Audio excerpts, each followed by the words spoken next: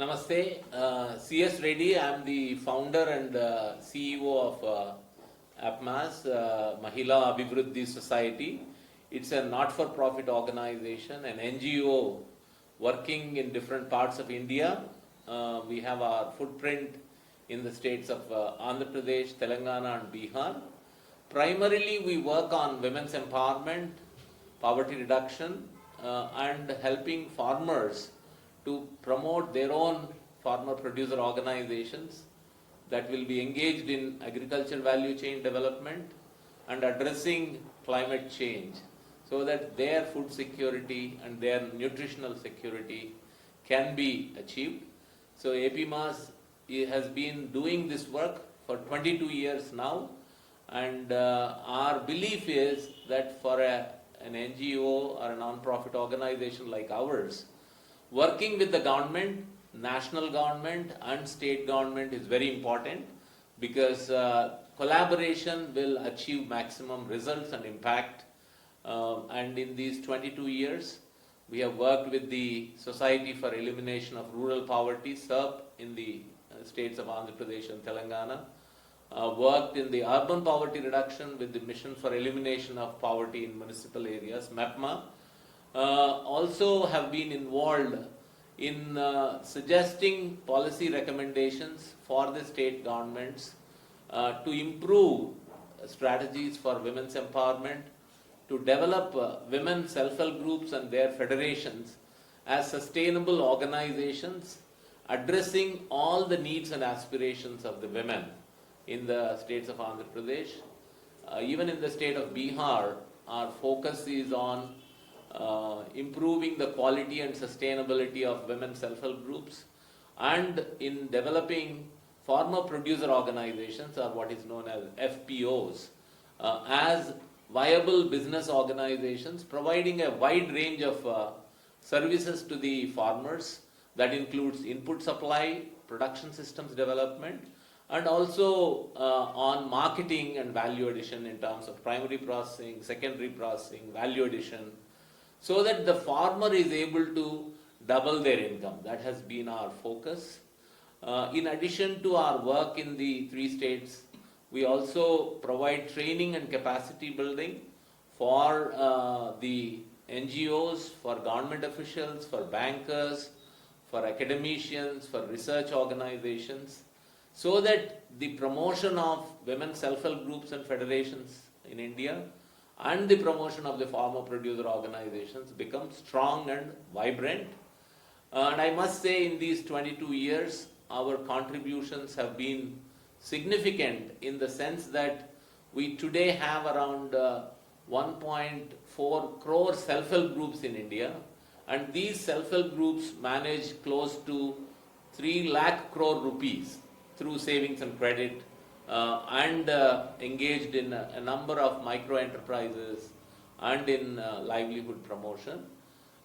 We also promote the idea of how the women's self-help groups and federations and farmer producer organizations become self-managed, self-reliant and sustainable, where the leadership is by the members, the ownership is by the members, and the members are able to utilize the services of their organizations in an effective manner.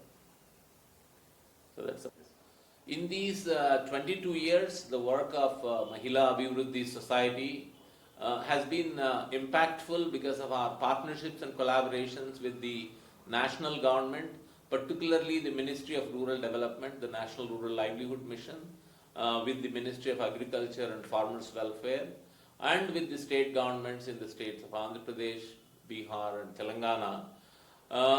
In these 22 years, we have trained around 6 lakh participants through training of trainers programs on group formation, accounting, bookkeeping, financial management, how they can manage their affairs effectively, and how the members and their staff can conduct their audit, their elections and their rating, both at the level of the self-help group federations and the farmer producer organizations. We also have been involved in promoting climate resilient agriculture so that farmers can adapt to the climate change that's happening in the country. And we have been focusing on how to improve the nutrition, health, water, sanitation among the pregnant women, lactating mothers, and the adolescent girls. Particularly, I would say our work during the COVID pandemic has been significant in partnering with the government and making sure that awareness is created for the communities to practice safe behaviors and to go through the vaccination. And we also have provided a lot of relief kits to almost 15,000 families so that they can manage the pandemic. So over the years, our work has been impactful at the household level, at the level of the self-help groups, at the level of the federations of self-help groups, and at the farmer producer organizations to develop into agriculture value chain business organizations. And I would say we train organizations across India and also in some of the developing countries like Ethiopia, Kenya, Uganda, Myanmar, Nepal, some of these developing countries, based on the experience and learning from the Indian experience that we have. And with the Government of India, particularly the Ministry of Rural Development, and also with the Ministry of Agriculture and Farmers Welfare, is primarily on making the self-help groups and self-help group federations strong and vibrant, because the system of women SHGs has been around for 30 years now. So we have helped in terms of designing a system of self-regulation, self-supervision for them to become sustainable.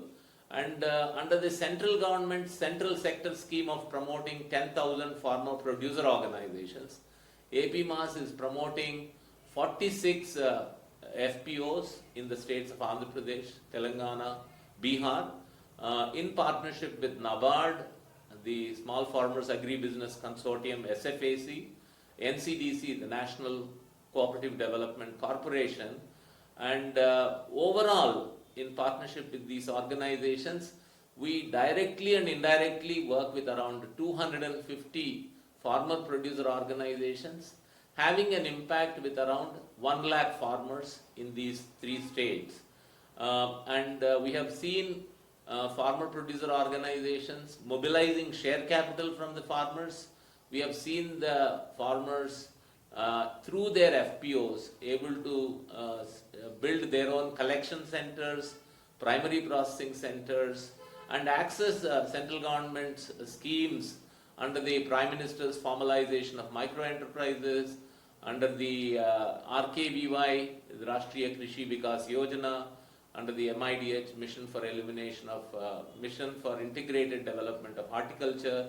So a number of schemes and programs the farmers are able to access.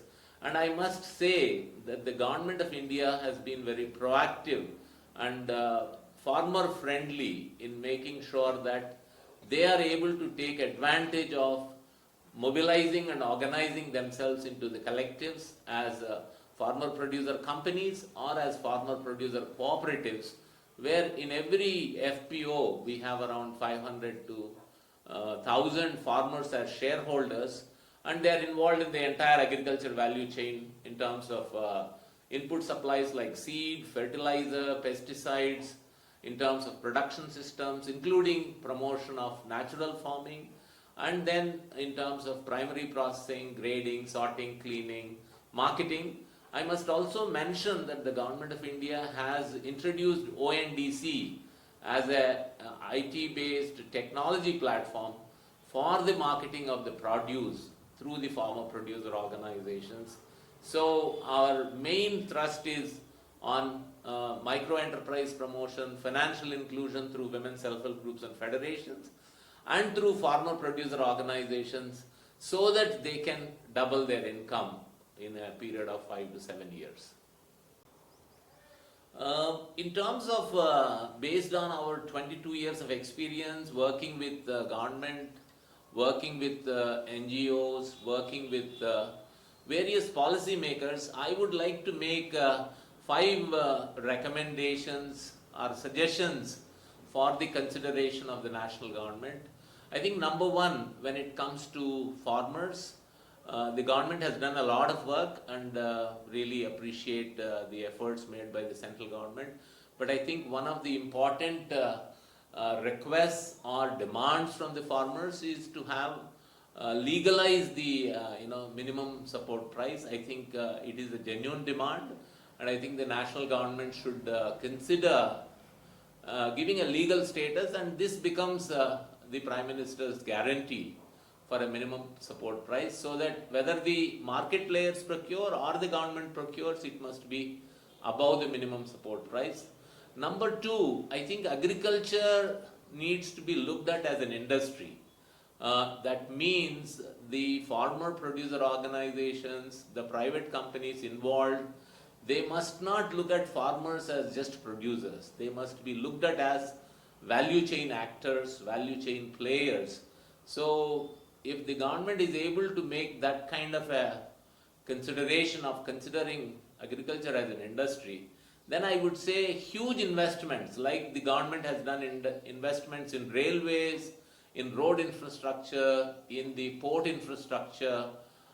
In India, I think we have had phenomenal growth over the past 10-20 years. So I would say there is a need for a significant investment in agriculture, in creating common infrastructure like large-scale warehousing facilities, cold storage facilities, cold storage transportation facilities, drying platforms, and we also need infrastructure for food processing, not kind of at a very small scale, but very significant public investments, food processing in terms of both perishable commodities and non-perishable commodities, so that agriculture becomes globally competitive. So that's the second consideration that I have. The third is, I think Government of India, state governments have done phenomenal work in promoting, in mobilizing and organizing farmers into FPOs, but they need more support for them to become sustainable, for them to become viable, for them to become business organizations, for them to facilitate their shareholder farmers to look at agriculture as business, where there is input involved and there is a production and there is an output which is profitable. Today we know that agriculture is not profitable, and state government will have to step in, and the national government particularly has to step in a big way to make agriculture viable and profitable for the farmers. The fourth request that I have is, how do we ensure that technology is utilized by the farming sector? There is technology like blockchain technology, there is Internet of Things, there are many other technological innovations. For example, all the farms we can do the geotagging, geofencing, the traceability of the produce can be tracked through technology, and farmers can also maintain their practices using technology, like an app at the level of the farmers. So I think technology can be transformative. Some work has happened, but I would say it has been a bit sporadic. It needs to be, the agri-stack has to become a reality, and the entire agriculture sector needs to get that kind of a push in using technology. Like, for example, we are using technology in finance. Everyone, even if you buy half a dozen banana, you can pay through Google Pay or other, digital payments. So similarly, how farmers can market seamlessly their produce on the IT platform, how they can procure their requirements using the technology platform. And I think technology can be a game changer, and it can really give a huge impetus for agriculture sector in India. And finally, I think there are challenges in terms of how state government and national government work on agriculture, because agriculture is seen as a state subject. I think there is a need for harmonizing this relationship and make sure that the farmers are not suffering because of inadequate coordination, cooperation in terms of schemes and programs for the farmers at the national level, at the state level. And I think the need for a big push to promote natural farming through the self-help groups of women, through the federations of women, through the farmer producer organizations, can bring about improvement in nutritional status, improvement, reduction in malnutrition. Our soils will improve, our water will improve, our air will improve, and we will be able to really save our Bhumata. And I think for that, I would request Government of India to take some significant steps. With regard to the effective use of mechanization and also use of technology for agriculture, I would say over the past 20 years or so, there has been a phenomenal improvement like drip irrigation, sprinkler irrigation, also using drones for spraying, harvesters for paddy, for groundnut. So there is a fair amount of mechanization, and APMAS in our field areas with the 1 lakh farmers that we work with, we strongly promote custom hiring centers run by the farmer producer organizations and the women self-help group federations, where they give these equipment, these machines like tractors, rotavators, drones at a reasonable rent so that the farmers can reduce their cost of production. So I think the mechanization has improved, but a lot more can be done in the next 10 years.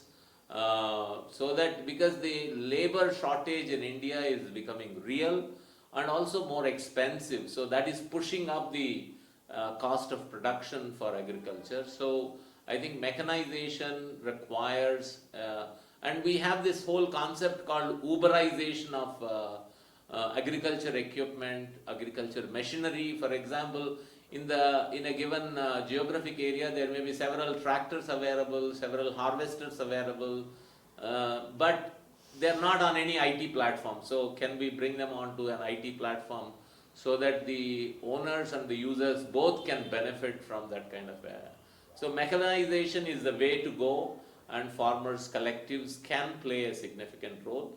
In terms of use of technology, both in terms of digitizing the farmers' land, digitizing their crops, digitizing their financial transactions, digitizing the marketing, I think is going to be a big improvement that will benefit both farmers as well as consumers. And I think one area where we are focusing a lot in the recent past is how the farmers, if they look at agriculture as business, then they produce what is needed by the market. They don't produce what they can produce. So let us say, for example, in a state of Telangana, there is shortage of fruits and vegetables, there is shortage of oil seeds, there is shortage of pulses. So how do we make sure that we do the mapping of the agriculture lands available and promote those crops that are needed by the consumers? That will increase the kind of price realization by the farmers, and that will also ensure crop diversification, and hopefully that will help farmers to adapt to the changing climate. The rainfall has been erratic, the temperatures have been growing, the groundwater has been depleting. So to address all these issues, on one hand we need to do mechanization. For example, drip irrigation, 10% of the water you are kind of getting maybe similar yields that you were doing some years ago through flood irrigation. So I think technologies like drip irrigation, sprinkler irrigation, and using mulching, particularly natural mulching, and I think one of the important breakthroughs for Indian agriculture is how do we systematically reduce use of chemical fertilizers, chemical pesticides. In APMAS operational areas, we promote integrated farming systems approach, we promote reduced use of chemicals, and eventually we would like farmers to move into natural farming so that the produce is healthy and it does not have any chemical residues that affect the health of the people. We are also promoting this whole idea that whatever the farmers produce, they are not only producers but they are consumers. How do you create that kind of a circular economy so that the entire produce is not just for sale but also for local consumption, and how a farmer producer organization can become a one-stop shop for all the needs of the farmers, like we have in the nearby the Mulkanur Cooperative Society of the Farmers, which is a single agency that provides all the services needed by the farmers.